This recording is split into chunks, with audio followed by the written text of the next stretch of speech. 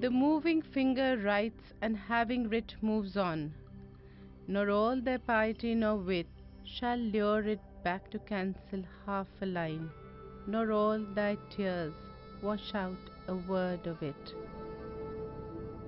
So I, Nilofer Karimboy, dedicate this book on my mother's life to the memory of my father and set it free to the world. Thanks, Mum, for living out the story of my book. If in life we are to be judged by what we make of ourselves, we must also acknowledge that there is another side to us, where we live our lives with the genes we inherit. My grandfather Nasirullah Beg was the son of the Chief Justice of Hyderabad, and my grandmother Saida Begum was the daughter of the Commander-in-Chief of the Hyderabad Army, the third successive generation to hold that position. The wedding of my grandparents was the result of an alliance between the two leading families of Hyderabad, arranged personally by the Nizam. I remember it as though it was yesterday, an image etched clearly in my mind. My mother standing in front of the dresser, adjusting the large three-piece mirror to see the back of her hairdo. The oval mirror with scalloped edges is a hand-me-down from her mother. I can even remember my grandmother's face gazing into it when I was very young.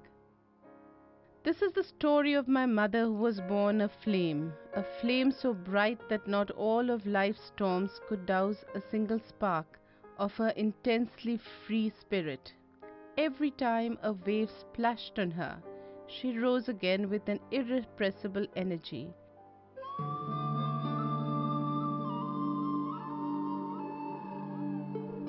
At 16, my mother made a beautiful bride.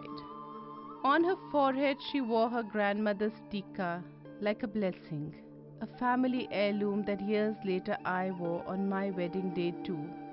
You know, Mom, without being aware, I think I looked just like you. It was a love as young as innocence. He was the wind beneath her wings. If she flew high, it was because often she caught the gale force of his strength.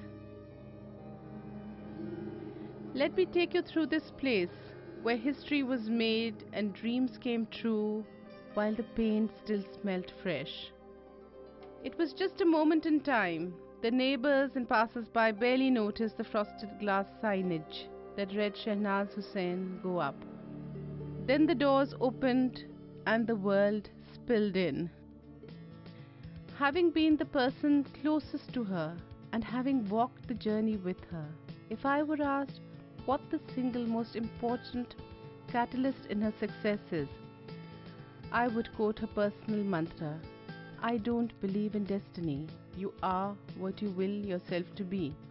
This is a line she quotes and lives her life by. Her resolute disbelief in the concept of Kismet, her constant struggle with it, is the basis of her life and always will be. My mother does not just live life, she defies it.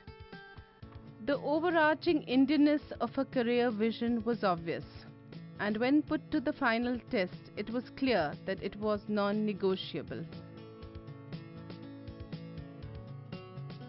President Obama is present in person to honor and appreciate the best and the brightest entrepreneurs of the world. The representative from India, a glamorous-looking lady, is a stark, stunning contrast in the staid atmosphere. She represents the ability of her country to allow its citizens that freedom and opportunity. President Obama continues, I want to thank you for being part of this historic event. You're visionaries who have pioneered new industries. When time overlaps time, there is a confluence of ideas, a boundless flow of creativity. When 3 generations work together in a business, the result is a fine blend of thoughts, ambition, advice, and experience.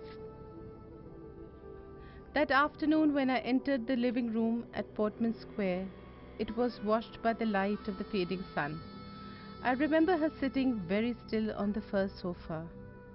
The moment frozen in time, the The painting now hangs in my mother's home, and I can almost hear M.F. Hussein's voice saying, "Sit still, Shehnaz.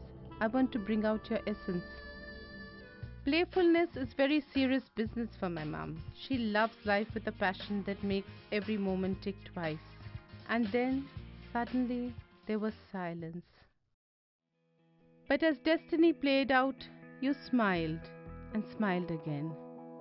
"Write a book on me, Nilofer," she had said to the hissing of the coffee machine in Barista. "Well, I did, Mum. I sat down to write a book on you, but it turned out to be much more than just a book. It has turned out to be a treasure of timeless memories. Some good, some bad. It is a story of your dreams and a testament to your struggle.